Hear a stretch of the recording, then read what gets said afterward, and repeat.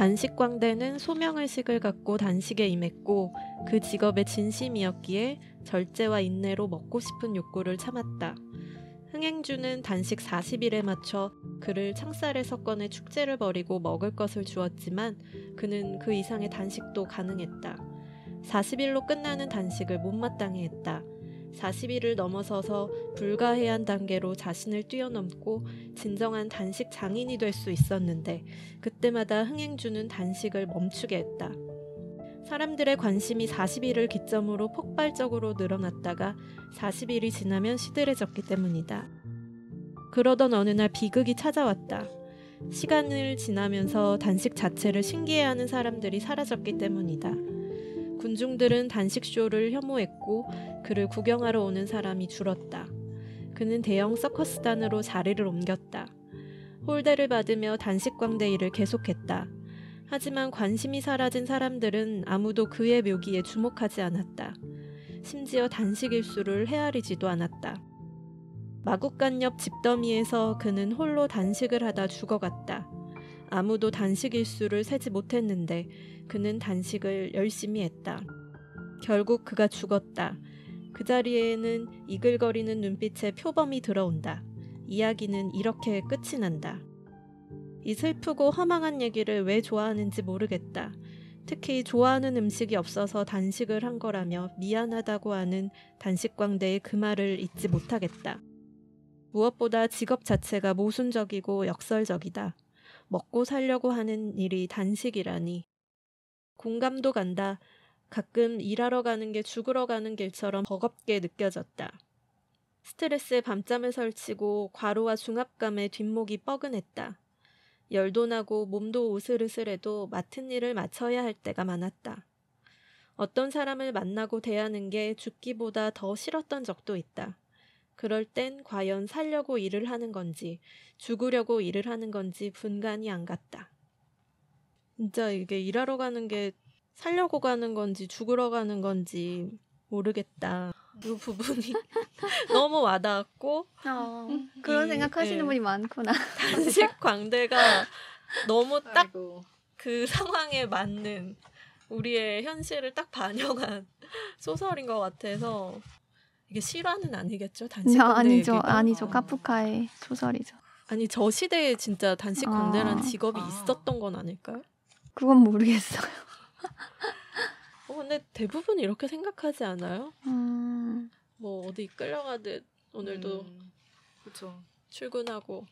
근데 또 이 챕터에서 결말이 단식 광대처럼 계속 이 공연을 고집하면 안 되고 언젠간 내려와야 한다잖아요. 저자님은 왜 이렇게 결론을 지으셨어요? 제가 되게 좋아하는 취재원 중에 한 분이 이제 제가 일로 되게 힘들 때 막 고민을 얘기하니까 자기는 이제 일터가 하나의 여행지라고 생각한다는 거예요. 내가 언제든 여기를 떠나서 다른 데로 갈 수 있다라고 생각하라고. 그러면 좀 편하다. 일은 누구한테나 힘들다. 근데 언제든 떠날 수 있고 다른 데로 여행할 수 있다고 생각하면 편하지 않냐. 뭐 이렇게 얘기를 하셔서 그 말이 굉장히 인상적이었거든요. 그래서 저는 기자라는 직업을 하기 위해서 매일 기자라는 직업에 요구되는 덕성을 가진 어떤 가면을 쓰고 출근을 했다가 퇴근하고 가면을 내려놓고 뭐 그런 식으로 지금 13년째 기자 일을 하고 있다고 생각하거든요. 근데 언젠가 이 가면을 벗고 자연인으로 돌아가거나 아니면 다른 가면을 써야 되는 시기가 분명히 올 거라고 생각하고 너무 그 가면과 나를 동일시해서 살아가게 되면 오히려 그게 좀 힘든 것 같아요. 지금은 그 무대에서 내려오지 않고 계시잖아요. 그 이유, 어떤 경제적인 이유 외에 그래도 지속해서 무대에 계속 매일 오르는 이유는 어떤 거세요? 일을 한다는 거가 되게 중요한, 그러니까 사회적으로 어떤 포스트에서 어떤 역할을 하고 어떤 공동체에 도움이 되는 무언가를 쓰고 그런 게 갖는 어떤 공동체 구성원으로서의 효능감이 굉장히 큰 것 같아요. 기자로서 일을 한다는 것도. 기자는 갖고 있는 게 접근권밖에 없잖아요. 취재원 접근할 수 있는 거. 우리가 무슨 수사권이 있는 것도 아니고. 다양한 사람을 만나면서 그 사람의 이야기를 듣고 또 그 사람의 깊은 세계를 또 경험하고 이러면서 내 영역을 확장시킬 수 있고 그런 부분들이 기자가 갖는 직업의 굉장히 큰 좋은 점이고 그런 점 때문에 기자란 직업을 아직도 좋아하고 계속 하고 있는 것 같아요. 이 직업이 되게 하드 트레이닝을 시켜주는 직업이긴 해서 근데 그거를 어쨌든 돈을 받으면서 내가 하고 있으니까 그리고 뭐 원치 않는 글을 쓰는 게 뭐 괴롭다는 얘기도 했지만 그렇다고 원치 않는 것만 쓰진 않잖아요. 내가 원하는 거를 쓸 때 거기에 좀 집중해서 그게 나왔을 때의 뭐 기쁨이라고 해야 되나? 긍정적인 느낌을 받는 거, 뭐 성취감이나 이런 게 그래도 좀 더 크니까 남아있는 게 있다고는 생각이 들어요.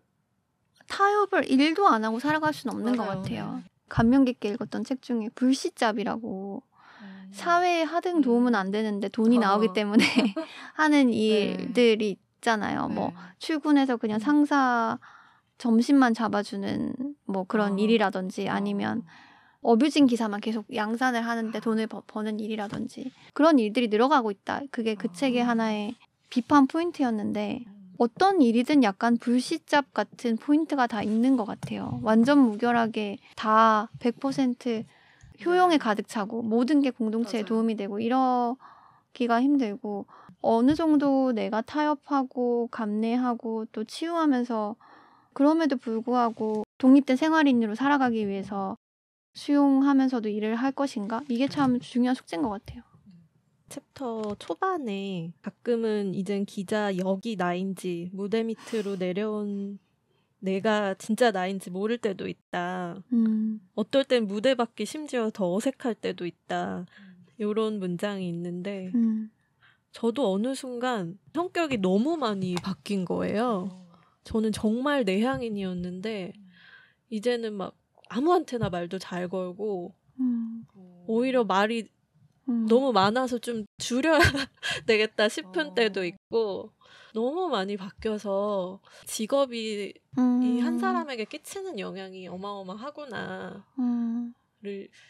느끼면서 아 이게 씁쓸하기도 하고 이게 진짜 난가? 그런 정말. 본인에 대해서는 만족하세요? 좋은 부분도 있는데 예전이 사실, 그리울 때도 있어요? 네 많아요. 예전에 나가 정말 진짜 나였을 거라는 생각이 들 때가 있는데 물론 이게 변화한 나도 나인 거고 최근에 좀 생각이 많아졌어요. 내가 정말 많이 변했구나. 그래서 이게 연극이 아니라 그냥 메소드일 수도 있어요. 그냥 삶이 연극이라는 구분이 잘 안 되는. 삶이 연극이라는 배우가 표현 돼버린. 너무 많이 하잖아요. 아 근데 두 분은 안 변하셨어요? 근데 저는 약간 변하고 싶은 마음에 선택한 것도 있고. 나도 그래. 그러니까 그때 진짜 그 얘기 했잖아요. 네. 네. 근데 안 변해지는 거예요. 변한 거야 그게. 변한 거예요? 변하고 싶은 나를 선택한다. 약간은 변하긴 했는데. 변했으니까 기자 일을 이렇게 오래 할 수 있는 거죠. 그렇긴 하죠. 근데 하나도 안 변한 건 아닌데. 뒤에는 똑같은데 진짜 대학 때랑. 근데 사실 근데 그때도 그냥 기자스러웠던 거 아니에요?